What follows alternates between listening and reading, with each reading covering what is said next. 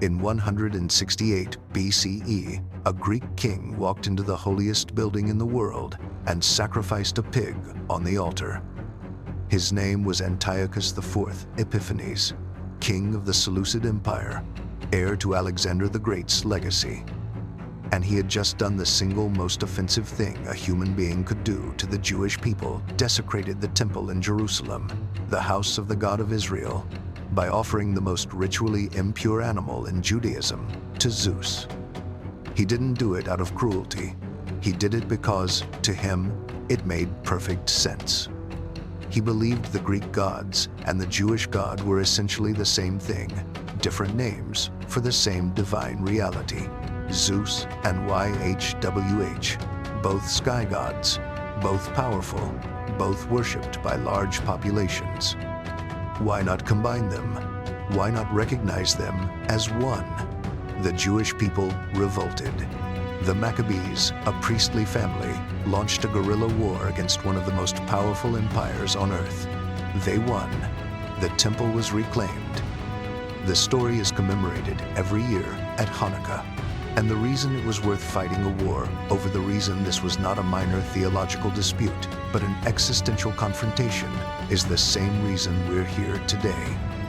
Because the God of the Bible and the gods of Greece are not different names for the same thing. They are different answers to the most fundamental question in all of philosophy. What does it even mean to be a god? And those two answers are so incompatible, so structurally different, so philosophically opposed, that putting them in the same universe doesn't just create tension. It destroys one of them. Here's which one, and why it took 1,000 years of the smartest people who ever lived to work it out. What kind of thing is Zeus? Start with Zeus, because Zeus is the easiest to understand. Zeus is powerful, enormously, incomprehensibly powerful compared to any human being. He throws lightning. He rules the sky. He can transform into animals, into showers of gold, into whatever he needs to be to get what he wants. Every other god answers to him, in theory. But Zeus gets angry, not metaphorically angry, personally, specifically, irrationally angry. The Iliad opens with Zeus taking sides in a war because his ego got bruised. He sulks, he plots. He gets outwitted by Hera, by Prometheus, by mortals clever enough to find his weaknesses. Zeus has weaknesses. He lusts after women, mortal women, goddess women, anyone he finds attractive. He lies to his wife about it. He lies to his children about it. He lies to the other gods when it's convenient. He can be distracted. He can be delayed. He can be fooled. In the Iliad, the foundational text of Greek civilization, Zeus is weighing the fates of warriors on a golden scale, while simultaneously being sexually manipulated by Hera, who puts on a magic girdle borrowed from Aphrodite, seduces him, and puts him to sleep so the Greeks can win a battle he was trying to prevent. The king of the gods, the most powerful being in the universe, seduced, manipulated, and incapacitated by his wife's borrowed underwear. This is not a bug in Greek theology. It's a feature. Because the Greek gods were never designed to be morally perfect. They were never designed to be infinitely wise. They were designed to be superhuman, which is a completely different thing from being beyond human. Superhuman means more powerful than us, stronger than us, longer lived than us, but made of the same basic stuff, operating on the same basic motivations, subject, ultimately, to the same basic forces. The Greek gods can be born. They can be wounded.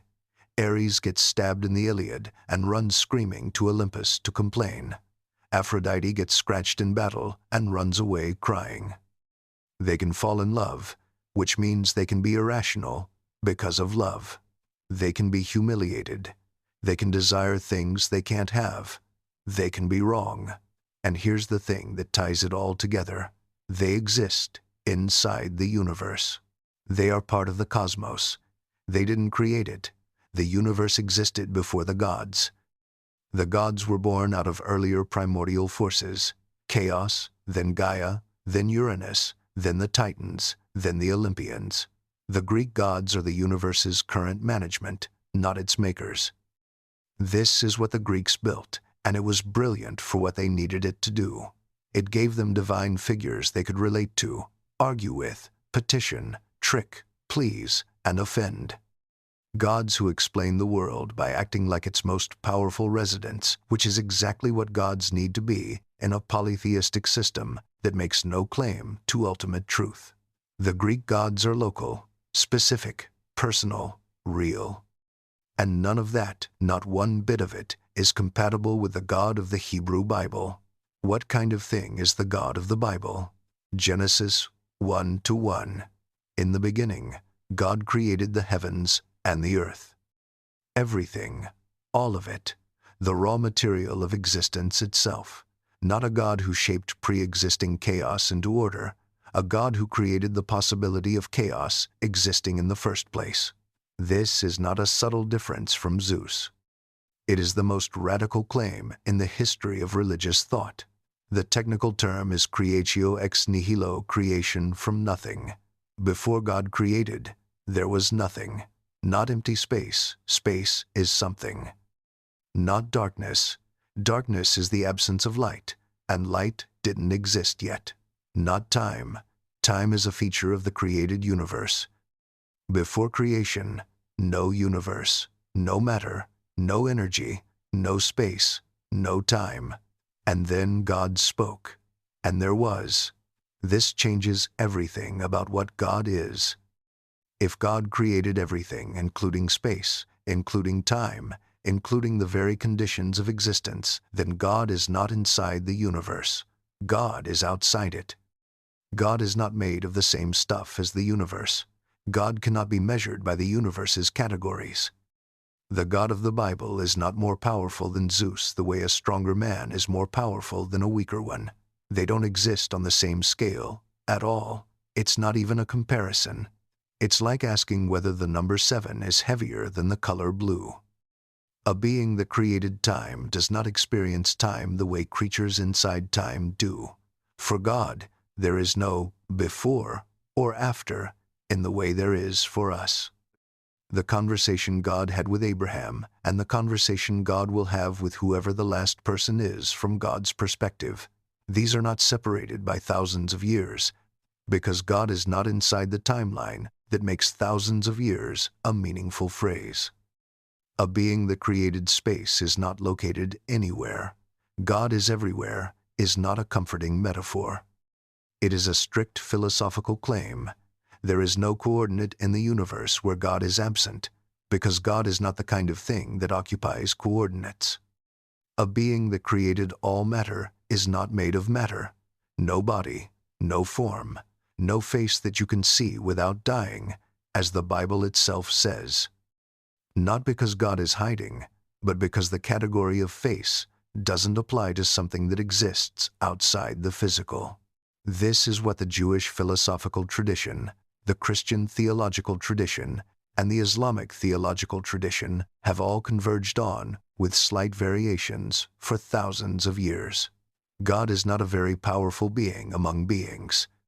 God is being itself, the source and ground of everything that exists. The reason there is something rather than nothing, the answer to the most fundamental question imaginable. And now you see the problem. How do you have a personal relationship with something like that? How do you pray to the ground of all existence? How do you ask it for anything? How do you offend it? How does it care about you specifically, individually, by name? This is the tension at the absolute center of Abrahamic theology, the tension between the God who is infinite and utterly beyond human comprehension and the God who speaks to Moses as a man speaks to a friend, who grieves when the people he loves turn away, who asks Abraham to sacrifice his son and then stops him at the last second. The God of the Bible somehow has to be both of these things at once. Infinite, uncreated, beyond all categories and personally, specifically, intensely invested in individual human lives. Zeus has no such tension. He's just a very powerful person who happens to live on a mountain. He doesn't need to reconcile his infinite transcendence with his personal engagement with mortals, because he has no infinite transcendence.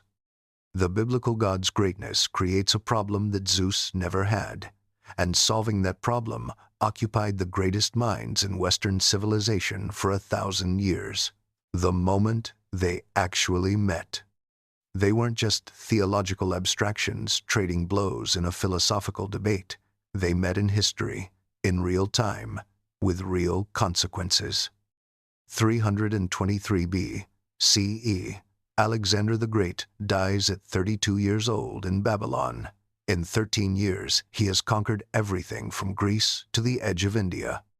And the most significant thing he did, more significant than any battle, was spread Greek culture to every civilization he touched, including Judea. Greek becomes the universal language of the educated world. Greek philosophy fills the universities, Greek theater, Greek mathematics, Greek art everywhere, all at once. This is the world the New Testament is written in, Greek, by Jews writing in Greek about a Jewish teacher, for audiences who thought in Greek philosophical categories. This collision between Greek thought and Jewish theology didn't happen slowly, politely, at a distance. It happened in Alexandria, Egypt, where one of the largest Jewish populations in the ancient world lived surrounded by one of the greatest centers of Greek learning. Scholars there produced the Septuagint, the Greek translation of the Hebrew Bible, and in translating it, they had to make decisions about which Greek words could carry Hebrew theological concepts. Every decision was a philosophical landmine. Take the Hebrew word YHWH, the divine name, so sacred it wasn't pronounced. The Greeks translated it as Kyrios, Lord. But Kyrios was also used for human masters, for Roman emperors, for anyone in a position of authority. The connotations were completely different. Take the Hebrew concept of God's wisdom, chokmah, a force so fundamental that in Proverbs it speaks as if it were a person, present at creation, playing before God like a craftsman. The Greeks translated this as Sophia, which in Greek philosophy was already a rich philosophical concept, a kind of divine rational principle. And then the big one. A Jewish philosopher in Alexandria named Philo tried to do the most ambitious thing anyone had ever attempted, fully reconcile Greek philosophy with the Hebrew Bible. His instrument was the Greek concept of the Logos, the concept that changed everything. The word Logos in Greek means word, reason, rational principle. But for Greek philosophers, particularly the Stoics, it meant something far more specific and far more important. The Logos was the rational principle that organized the universe, the intelligence embedded in the structure of reality itself, the reason why the cosmos is a cosmos, an ordered system rather than chaos. The Stoics believed the Logos permeated everything, was the source of all reason in human minds, was the connective tissue of reality. It wasn't a god in the Greek sense, no personality, no stories, no mythology. It was more like what we might call a fundamental law of existence, but a law that was somehow also intelligent. Philo looked at the Logos and looked at the Hebrew concept of God's wisdom and saw something that made his hair stand on end. They were pointing at the same thing. The Logos of the Greeks, the rational principle underlying all reality, was what the Hebrew Bible called the Word of God, by which creation came into being. And God said, "Let there be light." The saying the word was the mechanism of creation, the rational, structured, intelligent force that turned nothingness into something. Philo built an entire philosophical system around this. God the Father was the transcendent, unknowable, utterly beyond category source of everything.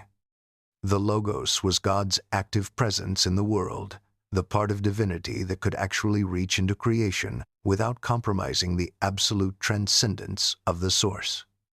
This was Philo, a Jewish philosopher in Alexandria in the 1st century BCE. Now the Gospel of John, written approximately a century later, opens with this: "In the beginning was the Logos, and the Logos was with God, and the Logos was God, and the Logos became flesh and dwelt among us." Every Greek-speaking person who heard that opening line felt something click into place. John took the most sophisticated philosophical concept in the Greek world, the divine rational principle underlying all reality, and said, "That thing you've been describing, it became a human being. It has a name. It has a face.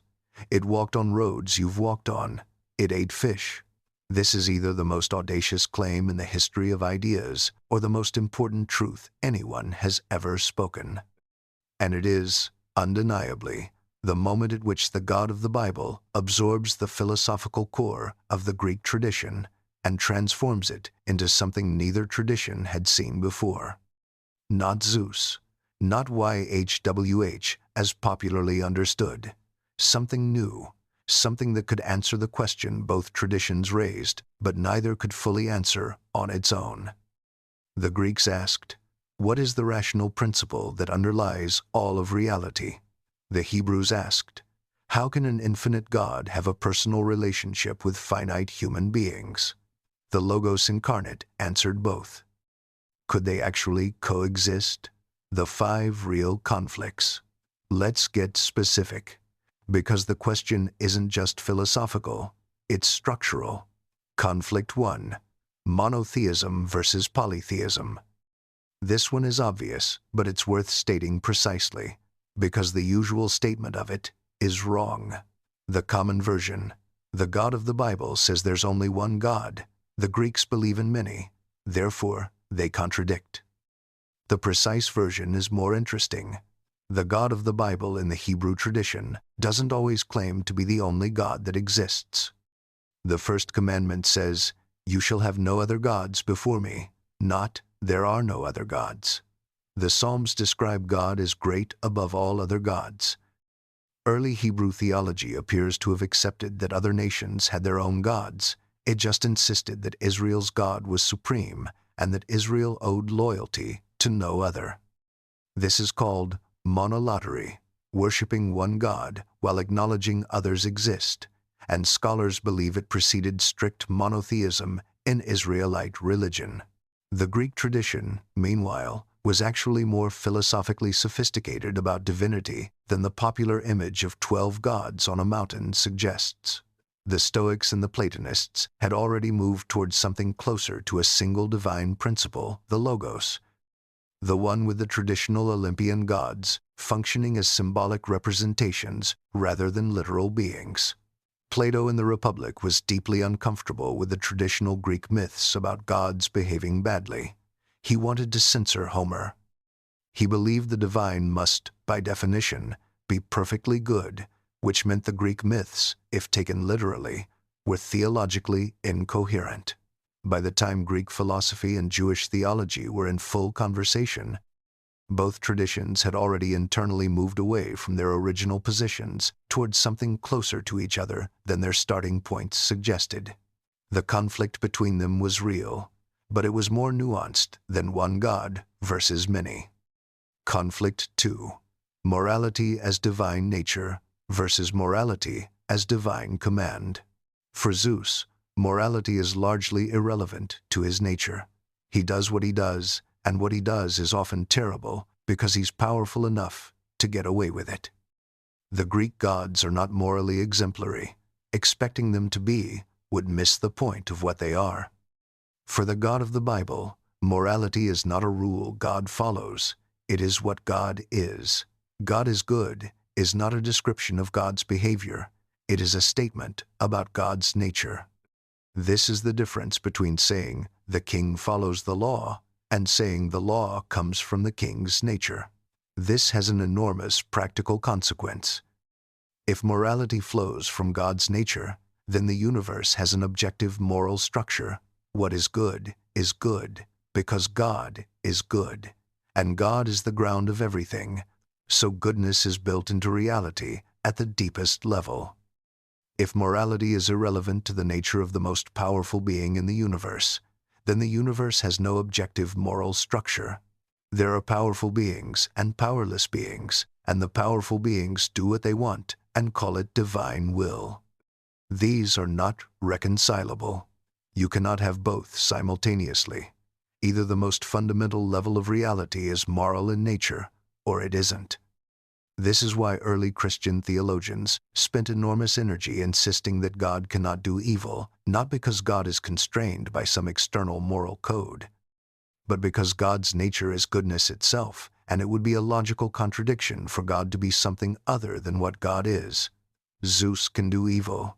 He does it constantly, by definition. That single difference has more consequences than almost any other theological distinction in history. Conflict 3. Unchanging versus changing. The God of the Bible, as developed by Jewish and later Christian philosophy, cannot change.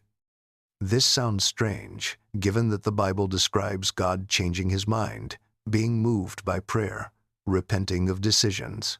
These passages have occupied theologians for centuries. But the philosophical argument is airtight.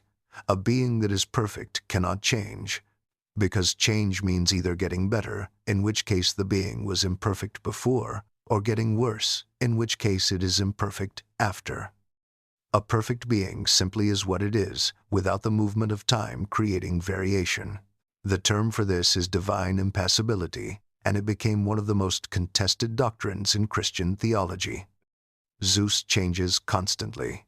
He changes his mind, his mood, his loyalties, his companions.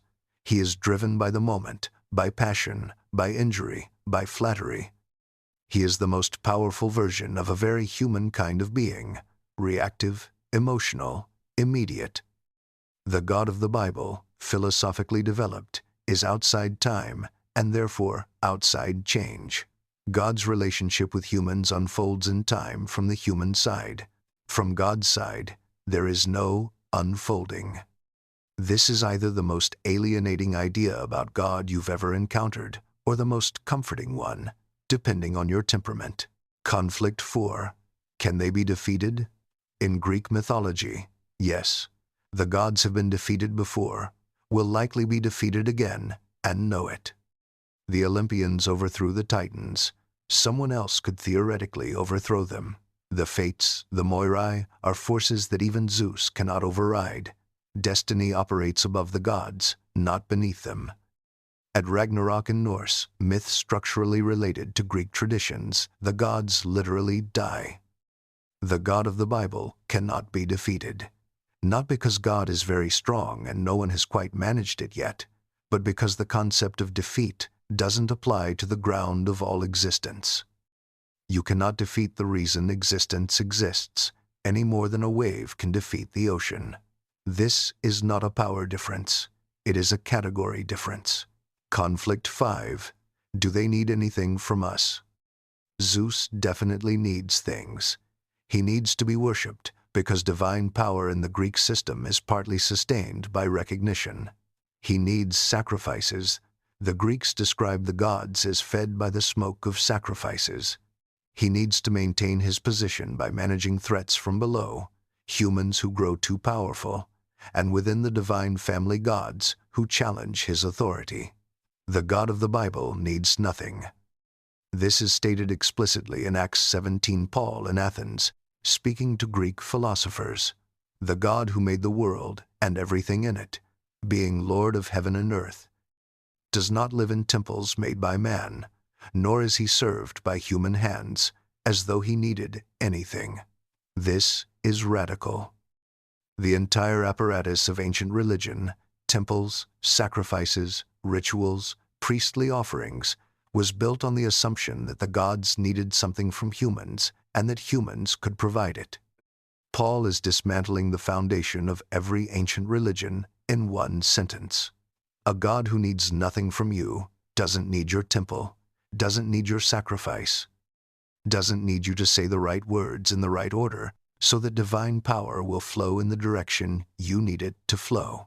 If that God acts toward you, it is entirely uncaused by any need on God's part. It is pure gift. This is either the greatest possible news or it is deeply unsettling.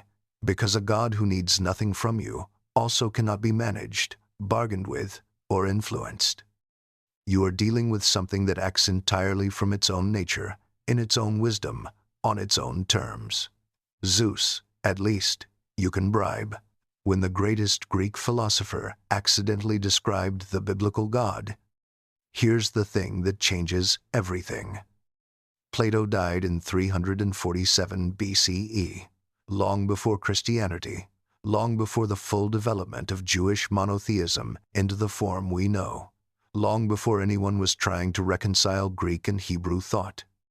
And in his dialogues, particularly in the Timaeus and the Republic, he described something. He called it the good, or sometimes the one, the ultimate source of everything beyond being itself, beyond essence, beyond description. Something so fundamental that it could not be given attributes, because every attribute would limit it, and nothing that underlies all reality can be limited. He said it was the source of all truth, all beauty, and all goodness. He said all reality participated in it, that things were real to the extent they reflected it, and fell toward unreality to the extent they turned away from it. He said it could not be fully described in language. He said approaching it required not clever argument, but a kind of purification, a turning of the soul toward what was most real. He was not describing Zeus. He was not describing any of the Olympian gods. He was, in many ways, describing something structurally identical to the God of the philosophers, the God that Maimonides, Aquinas, and Avicenna would all later describe as the foundation of Jewish, Christian, and Islamic theology. When the early Christian philosopher Justin Martyr read Plato in the 2nd century CE, he didn't see a pagan thinker describing a different religion. He saw a man who had found the edge of the same truth from a different direction. Justin's argument, deeply controversial then and still discussed now, was that the logos that John described as becoming flesh in Jesus was the same rational principle that Plato called the good. That Greek philosophy, at its most rigorous, had groped its way toward the same divine reality that Jewish prophecy had been pointing at for centuries. Not because they were the same tradition, but because they were both, in their different ways, trying to understand the same thing. The God of the Bible and the gods of Greece could not coexist.